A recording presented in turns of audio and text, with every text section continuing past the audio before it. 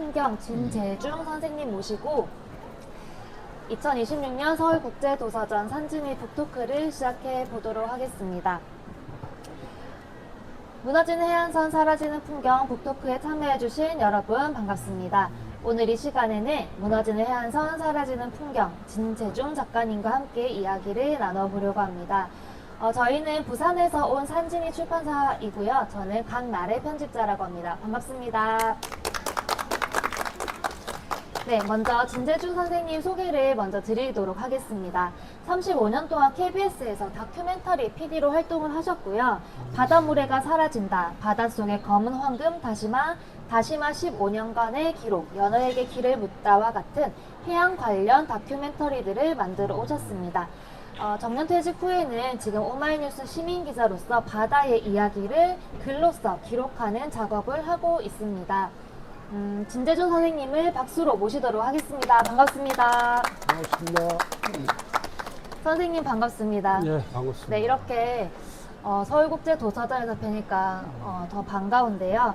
먼저 참석해 주신 분들에게 인사 말씀 부탁드리겠습니다. 예, 저는 사유자께서 소개한 대로 KBS에서 35년간 근무하다가 정년퇴직을 하고 강원대학교에서 5년간 근무하다 또 정년퇴직을 했습니다. 그리고 다음 달에 또다시 정년퇴직을 위한 신입 회원으로서 지금 준비를 하고 있습니다. 왜 이 말씀을 드리는 거니, 나이는 따질 게 없다. 열심히 하면 된다. 이런 취지로 말씀드리려고 일단 했고, 저는 KBS에서 다큐멘터리를 주로 바다, 해양 쪽으로 이렇게 해왔습니다. 그래서 대한민국은 바다가 있으면은 잘 살 수 있다, 건강해진다, 그리고 미래가 있다, 이런 취지로 하고 있고, 앞으로도 바다는 건강해지도록 계속 노력하면서 글을 써나갈 계획입니다. 네, 감사합니다. 선생님은 PD로 일하시면서 평생 동안 영상을 제작해 오시다가 처음으로 이 책을 출간하셨는데요. 영상이 아닌 책을 출간하게 된 소감이 궁금합니다. 소감을 들려주시죠. 네, 먼저 다큐멘터리로 우리 시청자들께 전달하는 게 한계성이 있을 수가 있습니다. 그런데 책을 통해서 독자들에게 같이 공감하는 것은 또 다른 묘미가 있습니다. 그래서 처음에 제가 오마이뉴스에 글을 올릴 때에 이걸 어떤 방향으로 어떤 취지로 우리 독자들한테 알릴 것인가 라는 것을 고민을 많이 했습니다. 하다가 해안 환경 보고서라는 시리즈로 쭉 올렸는데 감사하게도 산진이 출판사에서 책으로 한번 내보자라는 제안이 들어와가지고 책을 내게 됐는데, 글은 미진하지만은 우리 산진이 출판사에서 편집을 잘 해줘서 오늘의 이 한 권의 책으로 이렇게 탄생을 하게 됐습니다. 네, 선생님은 이제 지내시는 곳은 강릉이고 또 저희 산지는 부산에 있지 않습니까?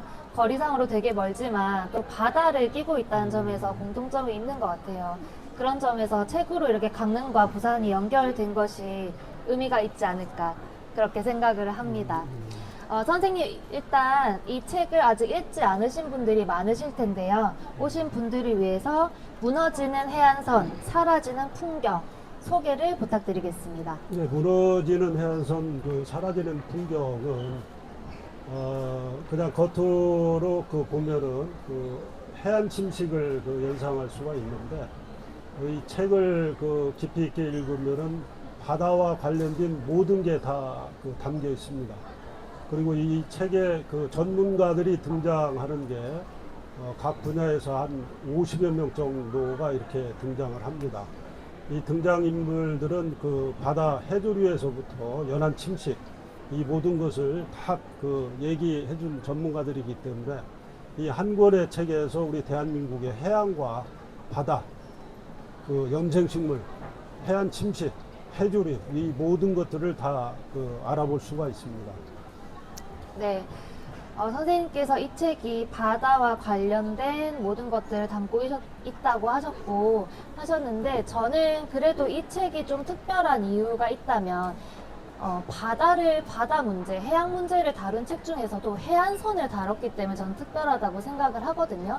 왜냐면 우리가 바닷속이 오염되고 있다, 바닷속이 황폐화되고 있다, 이런 이야기는 많이 들어봤지만, 해안선이 무너지는 것에 대한 심각성은 사실 저는 평소에는 생각을 잘 못했던 것 같은데, 이 해안선이 좀 무너지고 있는 것이 왜 좀 심각한 문제인지, 그것을 왜 이 책에서 다루고 있는지 설명을 좀 해주시면 좋겠습니다.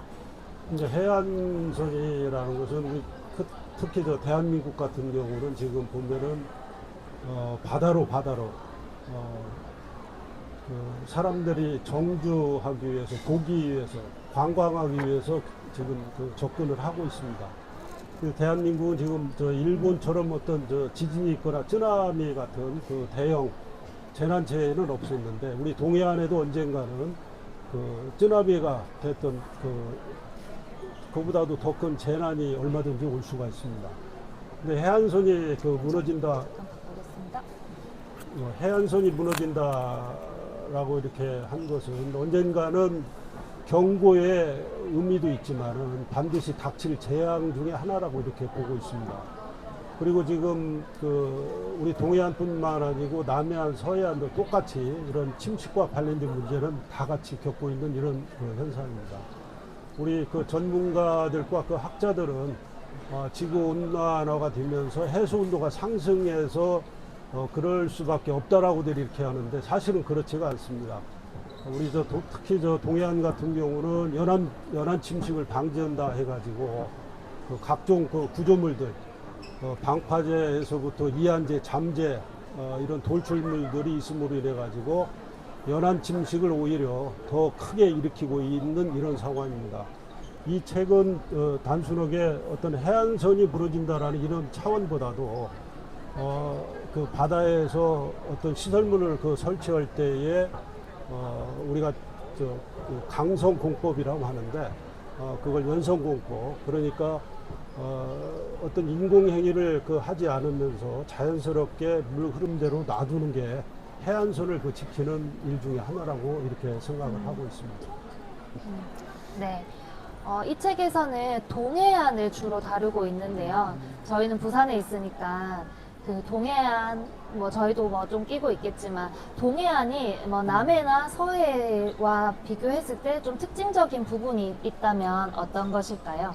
예, 서해안 같은 경우는 이제 밀설물 차가 이제 크기 때문에 서해안도 연안 침식이 없는 것은 아닙니다. 연안 침식이 없는 건 아닌데, 그나마 거기는 친환경 공법으로 해서 침식 현상이 크게 일어나지 않고 있고, 그리고 남해안 같은 경우에는 이제 섬 지역이 많기 때문에 섬 자체가 하나의 방파제 그런 역할을 하고 있습니다. 그리고 부산 같은 경우에는 실질적으로 대한민국에서 가장 큰 연안 침식이 오는 지구 중에 하나거든요.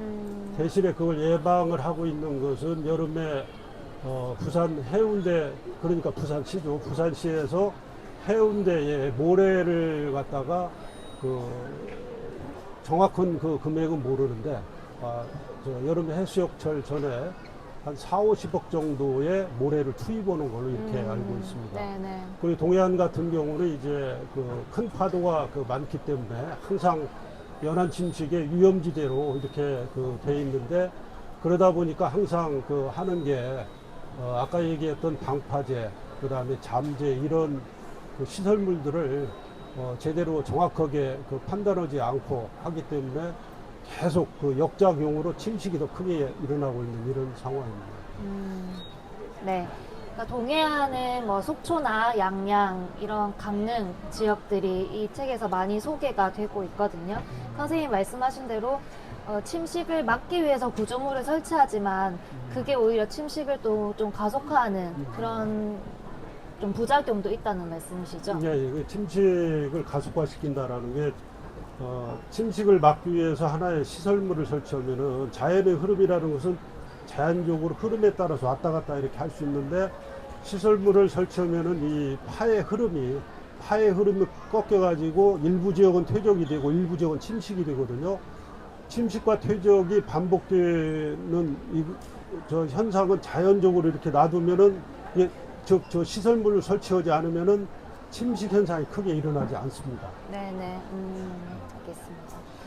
선생님은 책 내시기 전에 한 30년 정도 해양 다큐멘터리를 주로 만드는 PD로 일하셨는데, PD로 일하시면서 특별히 이렇게 해양 문제를 다루는 다큐멘터리를 만들게 된 계기가 있는지 궁금합니다. 원래는 제가 우리 KBS에서 잘 나갔던 그 프로그램 환경 스페셜, 환경 스페셜. 환경 네. 스페셜을 주로 했었는데, 아, 네네. 계기가 어떤 게 있었는지 내리는 눈을 가지고 환경 스페셜을 하려고 그랬어요. 그런데 2003년도에 2월 달까지 눈이 한 방울도 안 내렸어요. 그러다 보니까 눈이 그 주인공이 사라진 거야. 네네. 그래서 바다로 나갔어요.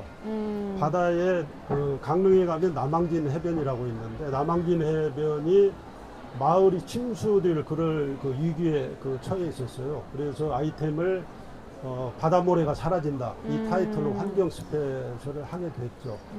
그리고 환경 스페셜을 주로 바다모래가 사라진다를 시작으로 해서 주로 아까 얘기했던 해안선 위주로 이렇게 하다가 그 다음으로는 바다 속으로 들어갔어요. 바다 속은 이제 바다 생물이 있고 해조류가 있고 이러는데, 바다 속을 들어가게 됐던 또 동기가 있었어요. 뭐였는지, 삼척에 그때 당시에 76세 된 해녀 한 분이 저한테 던진 메시지가 있었어요. 젊은 양반, 우리 못 먹고 살아야 돼. 다시마가 다 사라지고 한 뿌리가 없어. 다시마가 사라졌다고. 네. 그래서 그 해녀분의 얘기를 듣고 저렇게 심각한데 내가 동해안을 한번 다 돌아보자라고 해서 고성에서부터 울진까지 쭉 돌았더니 그 할머님이 말씀하시는 대로 다시마가 안 보이는 거예요. 그래서 그때의 아이템을 또다시 바꾼 게 네. 다시마가 사라진다. 그래서부터 바닷속의 검은 황금 다시마, 토종 다시마는 어디로 갔을까 해가지고 다시마만 가지고 6편을 했습니다. 다큐멘터리를. 아, 네. 그래서 저는 다시마를 하기 위해서 러시아, 중국, 노르웨이, 일본 두루 전 세계를 섭렵을 하면서 네. 다시마 박사라는 호칭을 이렇게 받고 있으면서 네네. 다시마만 가지고 끝날 수는 없다 해가지고 이제 또다시 간 게 이제 생물 쪽으로 갔어요. 그래서 이제 대표작으로 나왔던 것은 연어에게 길을 묻다 해서 이제 바다 속에서부터 우리 해안선까지 해안과 바다와 관련된 다큐멘터리를 그래서 25편을 했습니다. 아, 네네. 거의 우리 대한민국에서 가장 대표적인 해양 다큐멘터리 PD가 아니실까 싶은데요. 아닐까 싶은 게 아니고 맞습니다. 맞습니다. 확실합니다. 다시마는 너무 흔한, 사실 일상에서 보는 해조류여서 되게 익숙한데, 그 다시마가 바다 환경의 어떤 그런 걸 보여주는 척도가 되는 것 같은데, 왜 그런 다시마가 중요한 역할을 하는지 좀 설명해 주실 수 있을까요? 다시마는 제가 강릉에 85년도에 갔을 때는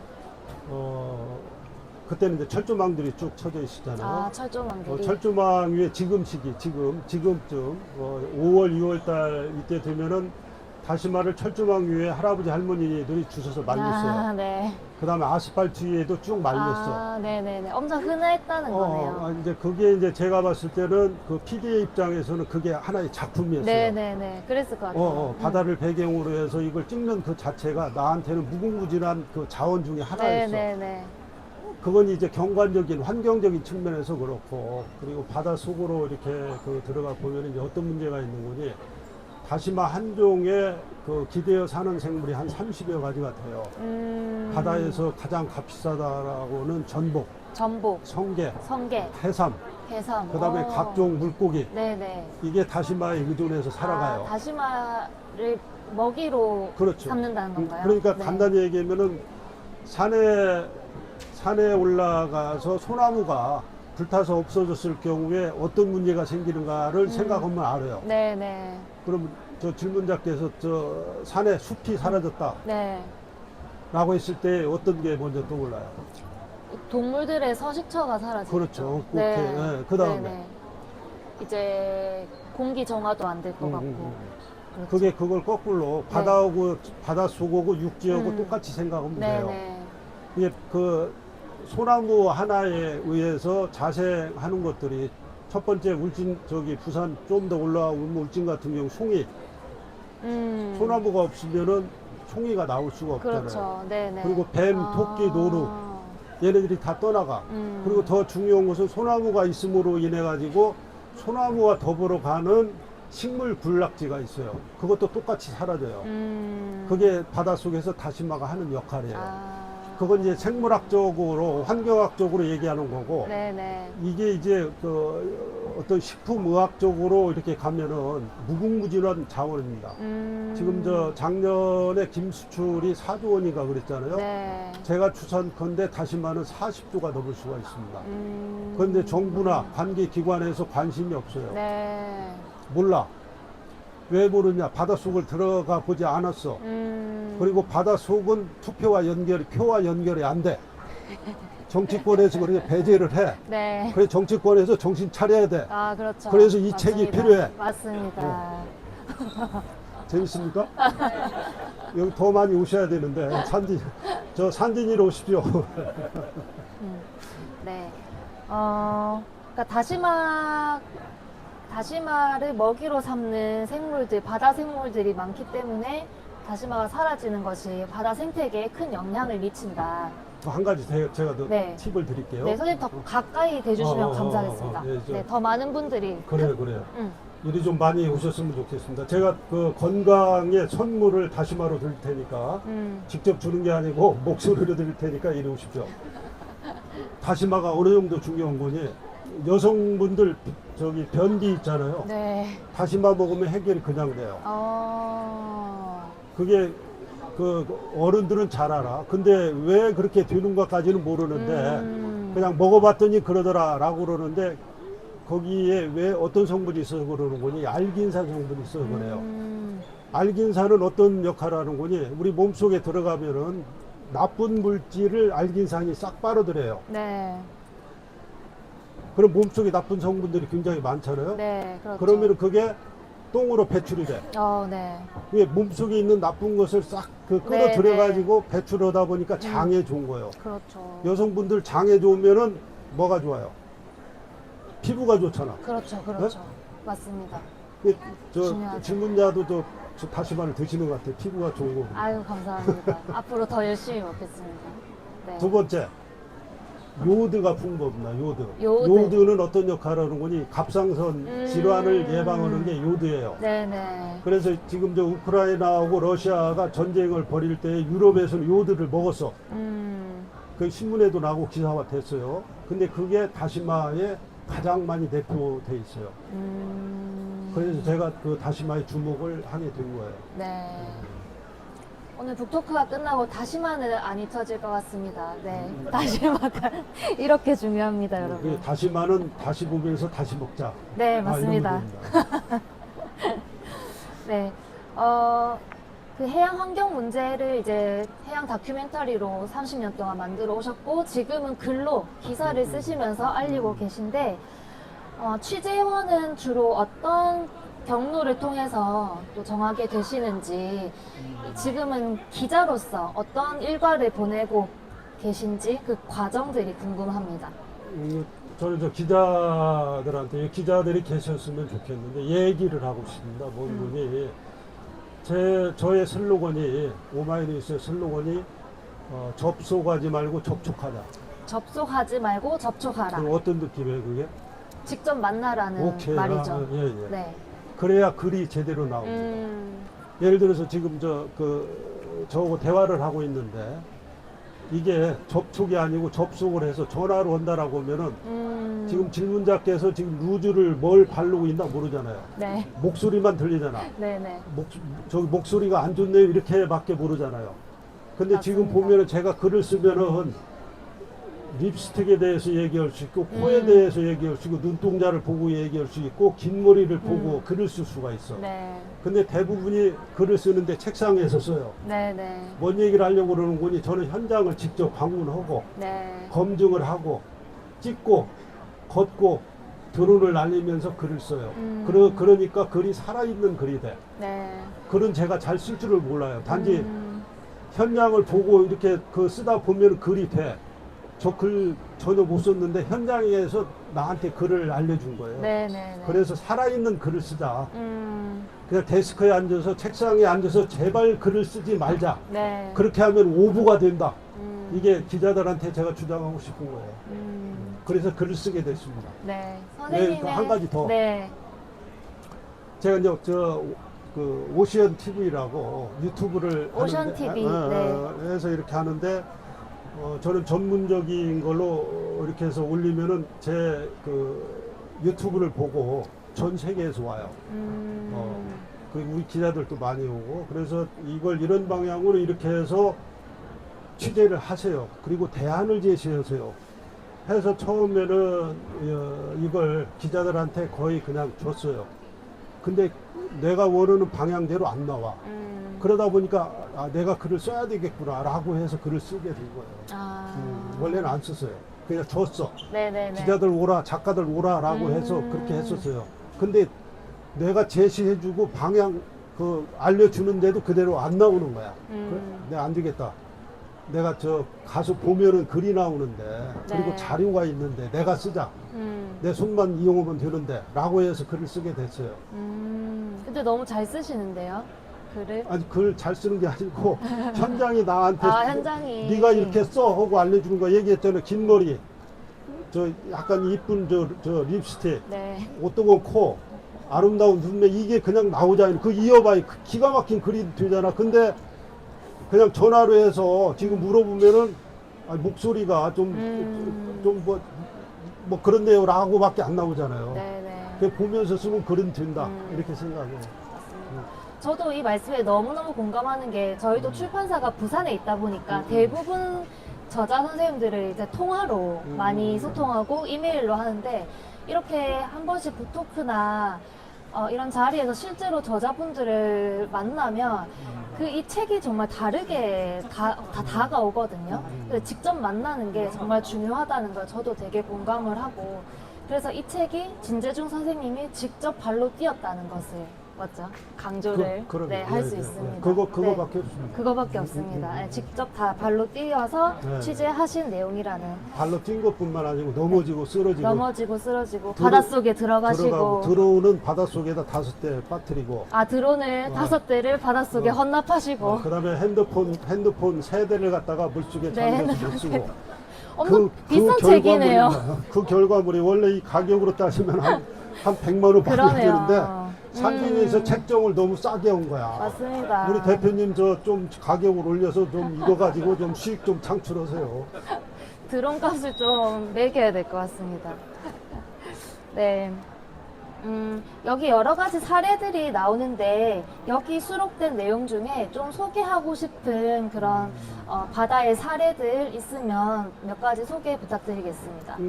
첫 번째는 우리 어촌 계장 정상록 어촌 계장이 창경발이라고. 창경발이. 창경은 이제 우리가 다슬기 잡으면서 이렇게 유리 상자로 만드는 게 그게 이제 창경이거든요. 다슬기 잡을 때요. 네. 저기 거의 다 잡아봤잖아요. 다슬기 이렇게 밝게 보이려고. 네. 그 발이는 창경을 이용해서 고기를 잡는 게 창경발이에요. 네. 근데 그분을 제가 오래전 6시내 고향부터 쭉 팔로우를 했던 분인데 그분이 이제 여기에 등장하는 인물이에요. 그래서 여기에 등장하면서 그분이 어촌문화유산으로 등재가 됐어요. 네. 그리고 지금은 그분이 우리 KBS에서 인물 다큐 50건물을 지금 제작을 하고 있고 네. 그분이 있고 이제 그 고성에 사시는 81세 된 고용분 그 해녀분이 계세요. 네.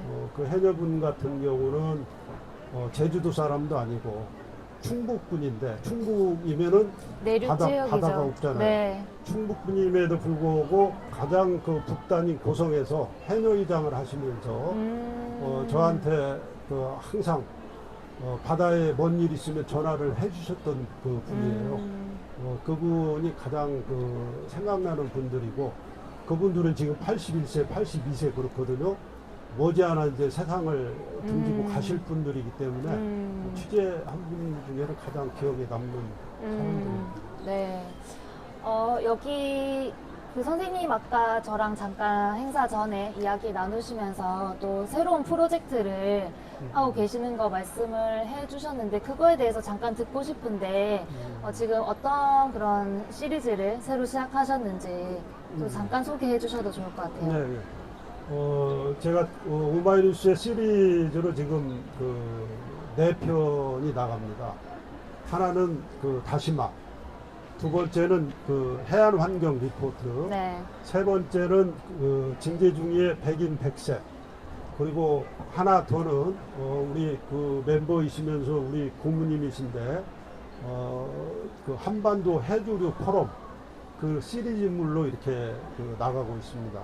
그래서 이제 그 진재중의 백인 백색은 대한민국이 그 뉴스나 방송을 들면 항상 어둡고 사건 사고 이런 것만 나오는데 각 분야에서 그 백인을 선정을 해서 대한민국을 밝게, 그리고 남길 만한 업적을 가져가는 분들을 찾아서 이렇게 그 쓰고 있는 게 이제 백인 백색이고, 지금 18분째 쓰고 있고 일주일에 한 분씩 선정해서 쓰고 있습니다. 그리고 한반도 해조류 그 포럼은 지금 남북이 그 경색이 돼 있어서 어떤 대화의 물꼬를 찾지 못하고 있는데, 바다는 항상 모래가 됐건 해조류가 됐건 바다 생물이 됐건 남북한을 오가고 있습니다. 그래서 바다에서 바다 중에서도 해조류를 가지고 아까 다시마를 얘기했지만은 북한의 다시마는 우리 남한에서 사라졌던 그 다시마가 그대로 있어요. 그래서 그 북한에 있는 그 다시마를 통해서 남북 교류에 물꼬를 터보자라고 해가지고 한반도 해조류 그 포럼을 제가 이제 공동 대표로 해서 맡고 있거든요. 해서 그 진재중의 백인 백색하고 한반도 해조류 포럼, 이것은 제가 글을 쓰면서 세상을 떠난다라는 이런 신념으로 지금 집필하고 있습니다. 네. 아까 그 백인 백세 시리즈에 들어보니까 그 바다를 좀 생업으로 하시는 분들을 많이 선정을 하셨더라고요. 그래서 우리가 주변에 보면은 저희도 부산에 있다 보니까 바다를 삶의 터전으로 삼으시는 분들이 되게 정말 많잖아요. 분야를 막론하고. 그래서 그런 분들을 소개해 주시는 작업이 좀 귀한 것 같아서 네, 좀 말씀을 여쭈었고, 그래서 제가 아까 말씀드렸지만 부산에도 한번 취재하러 오시면은 또 다양한 이야기를 담으실 수 있을 것 같습니다. 아, 좋죠. 네. 그 부산에서도 많은 저 백인에 들어오는 분들이 네네. 한 5분 정도는 있지 않을까 이런 생각을 네. 하거든요. 네. 그 선정을 해 주십시오. 알겠습니다. 선생님 강원도를 기반으로 오랫동안 활동하셨는데 물론 여기는 좀 여러 가지 이유로 좀 훼손된 그런 해변의 이야기가 많이 나오긴 하지만, 그래도 오늘 여기 오신 분들에게 강원도 지역의 바다에 대해서 좀 소개해 주시고 좀 추천해 주시는 그런 곳이 있다면 소개를 부탁드리겠습니다. 많습니다. 우리 저 대한민국에서는 그 동해안이 가장 쉴만한 곳이고 즐길만한 곳이고 이제 그러는데, 이제 그러기 때문에 제가 이제 무너지는 해안선 이게 안타까워서 이 글을 쓰게 됐던 거고, 혹시나 여기 그 많이 계시지는 않는데 그 연락을 하시면은 가족이면 가족, 친구면 친구, 편안하게 그 쉴 수 있는 장소들이 무궁무진합니다. 제가 소개를 해드리겠습니다. 지금 좀 해주실 수 있을까요? 어느 해변이라든지 뭐 해수욕장 좀 추천을? 해주시면 좋을 것 같아요. 일단 그 가족 단위로 와서 가장 편안하면서 바다를 즐길 수 있는 데는 등명해변이라고 있습니다. 정동진 해변 바로 위에가 등명해변이거든요. 거기에는 이제 등명 낙가사라고 그 사찰이 하나 있고, 그리고 그 서울에서 봤을 때 가장 그 동쪽이 이제 정동진이라고 그러는데 사실은 등명해변이 더 동쪽이에요. 그래서 거기는 그 해변 길이로 오면은 한 200여 미터 이렇게 되는데 거의 사람들이 접근을 잘 안 해요. 그리고 소나무 모습이 울창하게 이렇게 우거져 있고, 그리고 해변이 이렇게 있고, 그리고 아까 창경발이 했다라는 그분이 거기에서 창경을 하고 있는 장소기 때문에 네네. 운 좋게 오시면은 그분이 떼배를 타고 그 창경을 하는 그 모습도 볼 수가 있습니다. 네네. 등명해변을 등명해변. 추천해 주셨습니다. 기회가 된다면 찾아가 보시는 것도 좋겠습니다. 네, 오늘 바다에 대해서 여러 가지 이야기 나눠봤는데, 저희가 삼면이 바다지 않습니까? 사실 네, 저희 대한민국이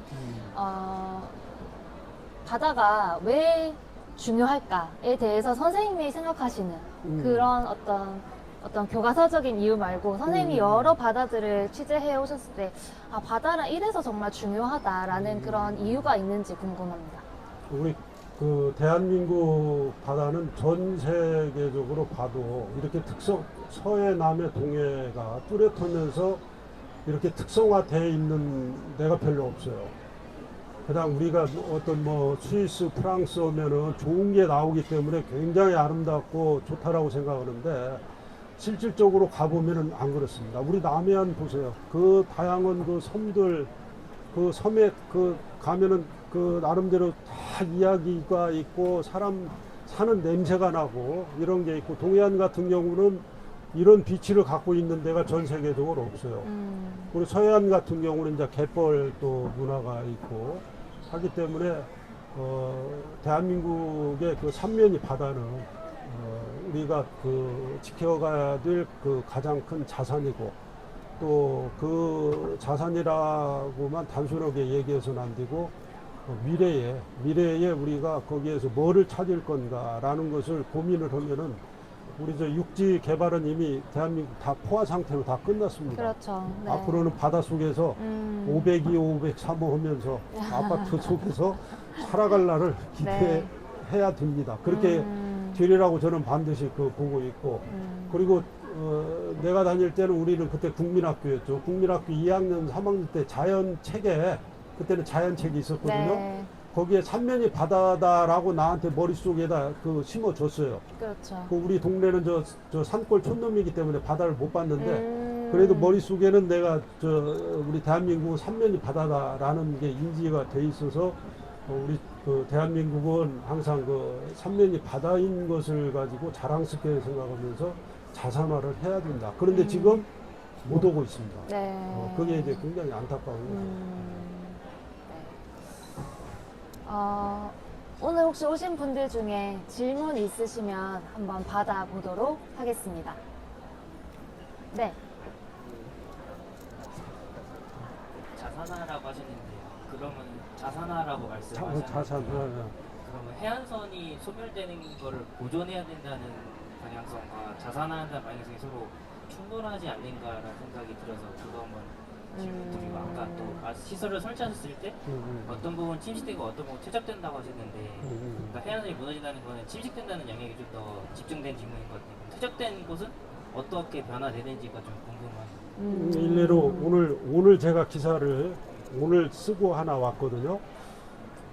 그게 이제 어떤 기사인 거니? 그 중문진 저기 저 도깨비 촬영지는 도깨비 촬영지 알고 계시죠? 거기가 중문진이에요. 중문진에 이제 그 우리가 시설물로 따지면 이 돌출된 그 시설물이 돌재예요. 돌재 위에서 그 주인공 둘이가 메밀꽃을 주고 받았던 것 때문에 유명지가 된 거예요. 거기에 우리는 해빈이라고 그러는데 해변 폭을, 모래 폭을 넓히기 위해서 항구에 퇴적됐던 모래를 거기다가 다 부었어요. 그럼 어떤 현상이 발생하는 거지? 그 퇴적물들 자체는 퇴적이 돼 있기 때문에 오염이 돼 있잖아요. 오염이 돼 있는 걸 그냥 그 모래를 복원한다 해서 거기다 뿌려놔 버린 거야. 이제 뭔 말씀을 드리려고 그러는 거니, 아까도 얘기했지만은 그 자연의 흐름은 건들지를 않으면은 보건력이 있어서 왔다 갔다 하면서 다시 찾아. 단지 그 큰 어떤 뭐 파도가 있다거나 쓰나미가 있을 때는 그건 큰 문제지만 그런 것까지 오지 않으면은 일정 부분은 침식이 됐다가 또다시 회복이 돼요. 그 침식과 퇴적은 반복이 돼, 건들지만 않으면은. 근데 자꾸 건드는 거야. 근데 건드는 요인들이 왜 나타나는 거니, 나름대로 전문가라고 하는 사람들이 여기는 이렇게 퇴적이 되고 침식이 되니까 여기에다 시설물을 이런 거 해야 되겠습니다 라고 지자체나 정부에 얘기를 하는 거야. 그럼 공무원들은 그게 맞는가 보다 하고, 또 거기에는 건설업자가 또 끼어 있고 하다 보니까 시설물들을 계속 하는 거예요. 그러면은 동해안 같은 경우에 첫 번째 문제가 되는 게 뭔거니, 그 어선을 정박하기 위해서 항구를 건설하잖아요. 항구를 건설하다 보면은 항구가 하나의 시설물이 되기 때문에 한쪽이 침식이 돼. 그럼 침식이 되는 걸 막기 위해서 또 시설물을 해. 그럼 시설물을 놓으면 그 밑에가 또 침식이 돼.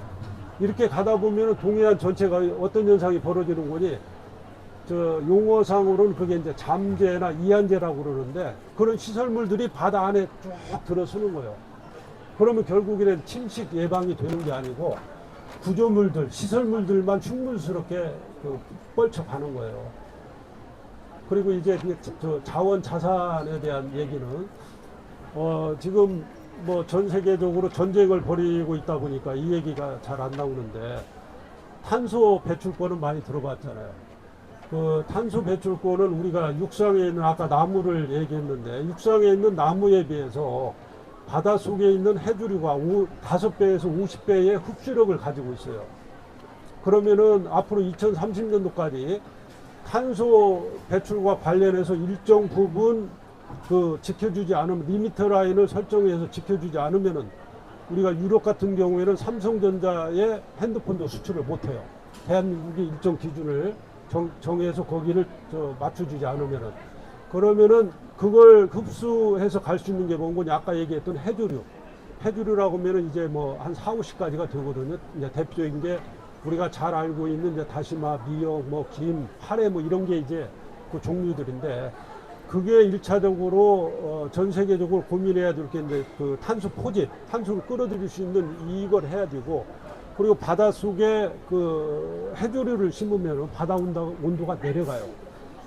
이게 도심에 숲을 조성을 하면은 도시 온도가 내려가잖아요. 그 원리하고 똑같아요. 근데 그걸 안 하고 있는 거야. 못 하고 있는 거야. 이해가 되십니까? 그리고 이제 그게 이제 탄소 그 제로, 그 다음에 온난화 예방, 그리고 거기에 해조류를 갖다 심으면은 바다 생물들이 다시 돌아와. 아까 그 얘기했듯이 내가 살 터고 집이야. 근데 집이 없어서 떠나는 거예요. 간단히 얘기하면은. 그게 무궁무진한 그 자원이 될 수가 있습니다. 그리고 저 미국이나 지금 일본 같은 경우는 수중도시를 지금 그 보이지 않게 건설을 하고 있어요. 수중도시를. 그래서 제가 아까 바닷속에 502, 500 사무한 것은 그냥 가상이 아니고, 우리 그 질문 오신 분이 내 나이 또래 되면 바닷속에 가서 살 수가 있어요. 네, 감사합니다. 이제 마무리 해보려고 하는데요. 선생님, 뭐 마지막으로 하실 말씀 있으시면 한 말씀 해주시고, 또 마지막 인사 말씀 부탁드리겠습니다. 오늘 북토크 참가하신 소감도 말씀해 주시면 좋겠습니다. 일단 저는 항상 질문을 던지고 질문을 유도하고, 그렇죠. 말 못하면 또 다시 돌리고, 네. 이런 이제 거꾸로 이제 질문자에서 답변자로 네. 이렇게 됐는데, 오늘 그 삼진이 출판사에 초대를 해서 부족하나마 이렇게 책에 대해서 그 얘기를 하게 해줘서 감사하고, 네. 그리고 오늘 와보니까 이렇게 그 국제 도서전이 이렇게 꽉 차 있는지 몰랐어요. 그래서 네. 저는 느낀 게 본 거니, 대한민국에 희망이 있다. 책들이 읽지 않는다라고 그러는데 맞습니다. 여기 다 모였어. 그래서 저는 오늘 희망을 보고 네. 강릉으로 내려가거든요. 네. 그래서 항상 우리 젊은이들이 책을 읽지 않는다라고 그러는데, 참 보이지 않게 많은 책을 읽구나. 오늘 여기 다니면서 느낀 게 뭔 거니, 핸드폰보다도 책을 더 많이 들고 다니더라고요. 그래서 좀 제가 그 젊은이들보다는 한두 살, 한 3살 많은 것 같은데 네.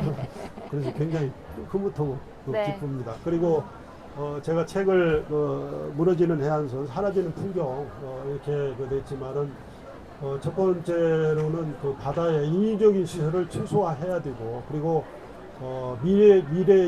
미래는 바다에 있다라는 것을 인지를 하시면은 우리 젊은이들이 그 잘 사는 그런 대한민국이 되지 않을까 이런 생각을 합니다. 네, 감사합니다. 오늘 이야기 나눈 것들 또 책 속에 사진과 함께 잘 담겨 있으니까 관심 있는 분들은 한번 읽어보셔도 좋겠고요.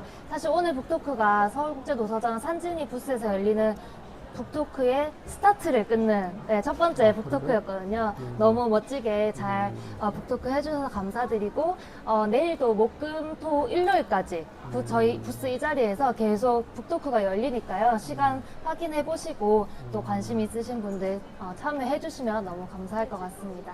긴 시간 동안 함께 해주셔서 감사드리고 또 멀리 강릉에서 여기까지 와주신 진재중 선생님께도 감사드립니다. 그럼 이것으로 오늘 북토크 마치도록 하겠습니다. 고맙습니다. 네, 감사합니다. 산진이 책 많이 읽어주세요. 고맙습니다. 선생님 수고하셨습니다. 재밌게 질문을 잘해서.